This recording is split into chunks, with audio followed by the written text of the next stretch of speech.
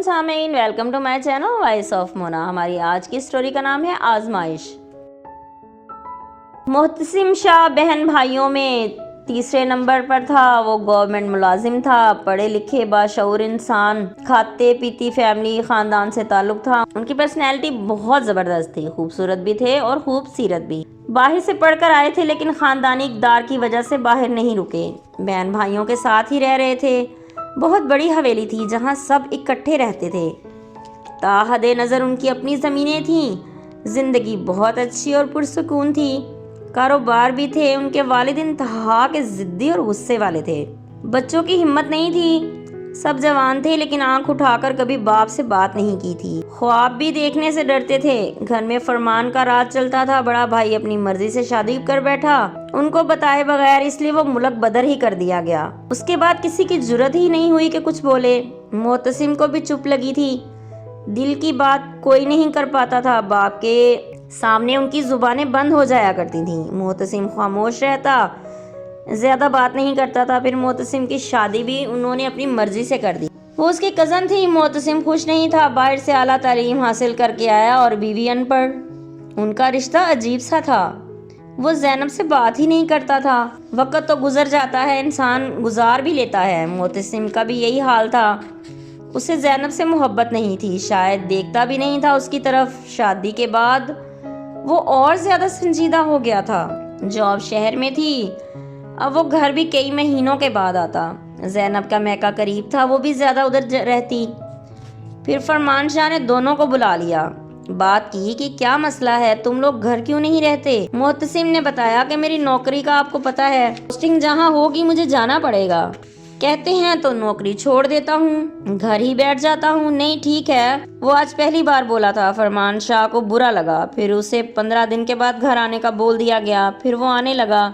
बाप के मजबूर करने पर वो सब करने लगा जो दिल नहीं चाहता था। वक्त गुजर रहा था। उसके यहाँ पहला बेटा हुआ तो वो माजूर था, ना हिल सकता ना कोई हरकत कर सकता। फिर 6 साल में 3 बच्चे हुए, तीनों के तीनों हैंडीकैम। फरमान शाह की अकड़ ख़त्म हो गई थी। वो सख्त परेशान थे। मोहतसिम भी बड़ी आजमाइश में था। उनमें एक बच्ची भी थी। मोहतसिम अब बेचैन रहता। उसने सबसे बात करना छोड़ दिया था। वो ज़हनी दबाव में था। फरमान शाह से भी ज़्यादा गुस्सा करने लगा। चेहरे पर भी करख्तगी थी। लेकिन मोहतसिम का कारोबार चमक उठा था, पैसा भी बहुत आ रहा था। उनकी वालदा ने कहा, मोहतसिम ये तेरे पे आजमाइश के दिन है, लेकिन ये आजमाइश मुझे लगता है सदा के लिए है, कभी ख़त्म नहीं होगी। मैं ख़त्म हो जाऊंगा, इन बच्चों का क्या बनेगा। मैं परेशान हूँ, अब कुछ नहीं हो सकता, ज़िंदगी ऐसे ही गुजारनी पड़ेगी।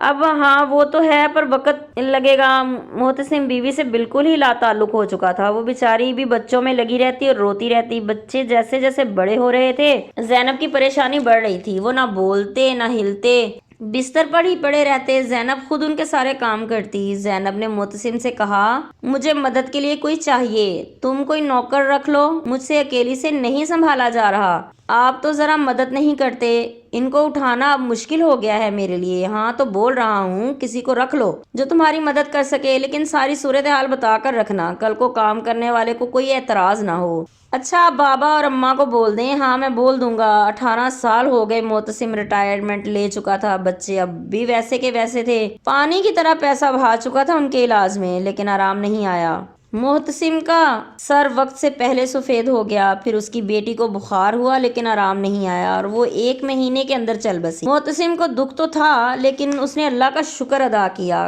क्योंकि वो लड़की थी, उसे संभालना और मुश्किल हो रहा था। ज़ैनब भी अब उन्हें संभाल संभाल कर बीमार रहने लगी थी, लेकिन उसने खिदमत बहुत की थी इन बच्चों की। आजमाइश तो कठिन थी, लेकिन वक्त गुजर ही रहा था। जीते रहिए, खुश रहिए। मिलते हैं अगली कहानी के साथ।